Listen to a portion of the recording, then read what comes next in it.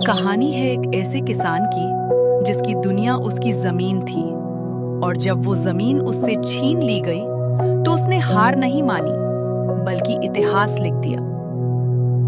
ये कहानी है गौदन की। छोटे से गांव में पहाड़ों और हरे भरे खेतों के बीच गोरदान नाम का एक गरीब लेकिन ईमानदार आदमी रहता था।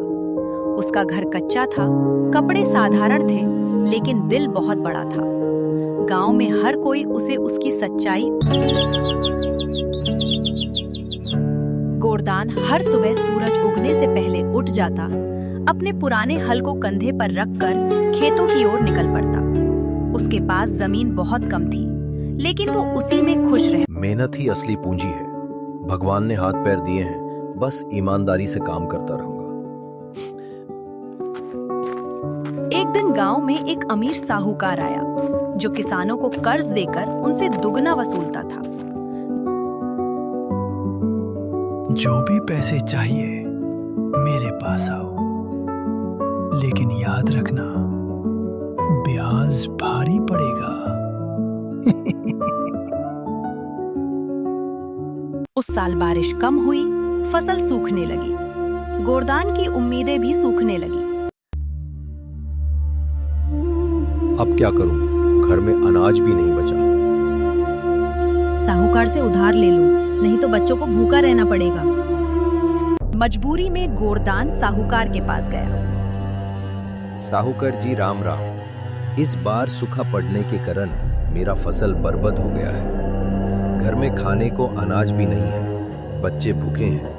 कृपया आप कुछ पैसे मुझे दे दें। मैं समय रहते हुए आपको वह पैसे वापस कर दूंगा। राम राम, लेकिन हर बार तुम यही कहानी लेकर आ जाते हो। कभी सूखा, कभी बाढ़।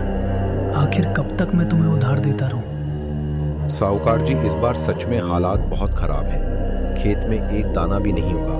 बच्चे 2-2 दिन से भूखे सो रहे हैं। मैं आपकी दया तो आती है, लेकिन मैं भी कोई धर्मशाला नहीं चला रहा। अगर पैसे दूंगा तो बदले में कुछ तो चाहिए। ठीक है, बार ब्याज 2 गुना होगा, और अगर समय पर पैसे नहीं लौटा पाए तो तुम्हारी आधी जमीन मेरी हो जाएगी। आधी जमीन? साहूकार जी, वो तो मेरा सब कुछ है। ठीक है साहूकार जी, मैं आपकी शर्त मानता हूँ। मेरे बच्चों की भूख से बड़ी कोई चीज नहीं है। गोरदान ने दिन रात मेहनत की। अगली फसल अच्छी हुई। वो खुश था कि अब कर्ज चुका देगा। अब सब ठीक हो जाएगा। कुछ दिनों बाद गोवर्धन ने फसल काटी और बाजार में बेची। उसे अच्छा पैसा मिला। साहूकार जी, ये लीजिए आपके 10,000 रुपए और ब्याज भी। अरे, तुमने पूरा पैसा नहीं दिया। लेकिन मैंने तो सब चुका दिया। देखो कागज, इसमें लिखा है कि ब्याज हर महीने मूलधन में जुड़कर बढ़ेगा। चक्रवृद्धि ब्याज। अब तुम्हें 15,000 रुपए देने होंगे। अगर नहीं दे सकते तो जमीन छोड़ दो। गोदन के पैरों तले जमीन खिसक गई। वो समझ गया कि साहूकार ने उसे धोखा दिया। हल्की हल्की धूप खेतों पर फैल रही थी। पक्षियों की चहचहाहट के बीच एक टूटी झोपड़ी के बाहर बैठा था गोदन। उसकी आंखों में नींद नहीं, चिंता थी। ये वही खेत है जहां मेरे पिता ने खून पसीना बहाया था, और आज सब कुछ चला गया। तभी उसकी पत्नी गंगा आती है। क्या सोच रहे हो गोदन? कब तक ऐसे बैठोगे? सोच रहा हूँ अपनी जमीन वापस कैसे लाऊं। श्यामलाल साहूकार ने हमसे सब छीन लिया। गोदन अचानक उठता है। नहीं, मैं हार नहीं मानूंगा। मैं साहूकार श्यामलाल से अपनी जमीन वापस लेकर ही रहूंगा। चाहे इसके लिए मुझे कुछ भी करना पड़े, उसके लिए मैं तैयार हूँ। मैं रामू काका से मदद मांगने जा रहा हूँ। वो मेरी मदद जरूर करेंगे। वो गांव के बुजुर्ग रामू काका के पास जाता है। काका, क्या करूं? सब कुछ चला गया। साहूकार श्यामलाल ने मेरी जमीन धोखे से ले ली, जो मेरे पिताजी की आखिरी निशानी थी। उस जमीन को वापस पाने में मेरी मदद करें और मुझे इंसाफ दिलाएं। बेटा, हक लड़कर मिलता है, भीख मांग कर नहीं। मैं तुम्हारी मदद जरूर करूंगा। मैं आज ही सरपंच जी के पास जाकर उन्हें सारी बात बताऊंगा। इसके बाद रामू काका सरपंच जी के पास जाते हैं और उन्हें सारी बात बताते हैं। अगले ही दिन गांव में पंचायत बुलाई जाती है। सरपंच जी, ये जमीन मेरे बाप दादा की है। साहूकार ने इसे धोखे से छीनी है। मैंने तो सिर्फ पैसा ब्याज पर लिया था। साहूकार श्यामलाल को अपनी जमीन नहीं बेची थी। कागज मेरे पास हैं, कानून मेरे साथ है। सरपंच जी, ये देखिए कागज जिसमें साफ लिखा है कि गोदन ने अपनी जमीन मुझे बेची है। इस जमीन को मैंने गोदन से खरीदा है। गोदन अभी झूठ बोला रहा है कि मैंने उसकी जमीन धोखे से हड़प ली है। गांव वाले आपस में बातें करने लगते हैं, लेकिन कागज देखकर पंचायत चुप हो जाती है। गोदान, हम कुछ नहीं कर सकते। इस कागज में साफ लिखा है कि तुमने अपनी जमीन साहूकार को बेच दी है। पंचायत के फैसले के बाद गोदान अपने घर जाता है। गांव के सन्नाटे में एक टूटा हुआ दिल धड़क रहा था, गोदन का। उसकी जमीन, जो उसकी मेहनत और सपनों की पहचान थी, अब साहूकार के कब्जे में थी। धोखे से छीनी गई उस जमीन के बिना गोदन जैसे अधूरा हो गया था। गोदन अकेला बैठा है। भगवान, अब क्या करूं?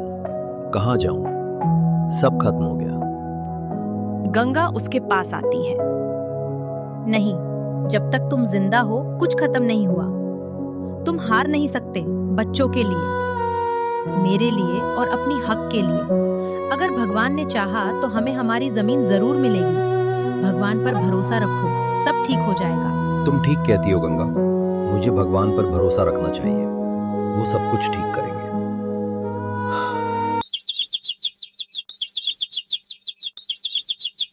अगले दिन गोदन शहर जाता है।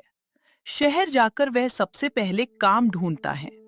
वह एक दुकान पर मजदूरी करने लगता है, लेकिन वह हमेशा अपने जमीन के बारे में ही सोचता रहता है। गोदन ने दिन रात मेहनत की, पैसे जोड़े। कुछ पैसे जुड़ा जाने के बाद गोदन ने साहूकार पर केस कर दिया।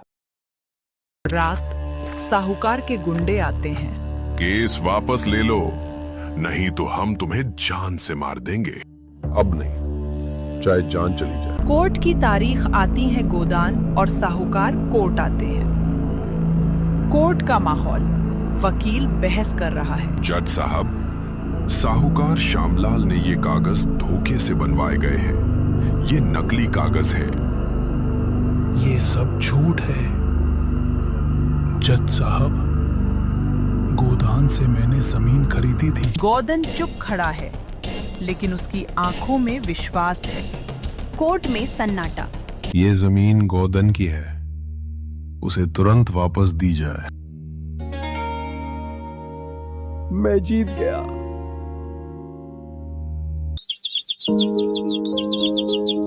गांव में ढोल बजते हैं। गोदन अपनी जमीन पर लौटता है, मिट्टी को माथे से लगाता है। डर सबसे बड़ी हार है और हिम्मत सबसे बड़ी जीत। मैं जीत गया। अगर हिम्मत हो तो कोई भी लड़ाई जीती जा सकती है। ये थी गोदन की कहानी।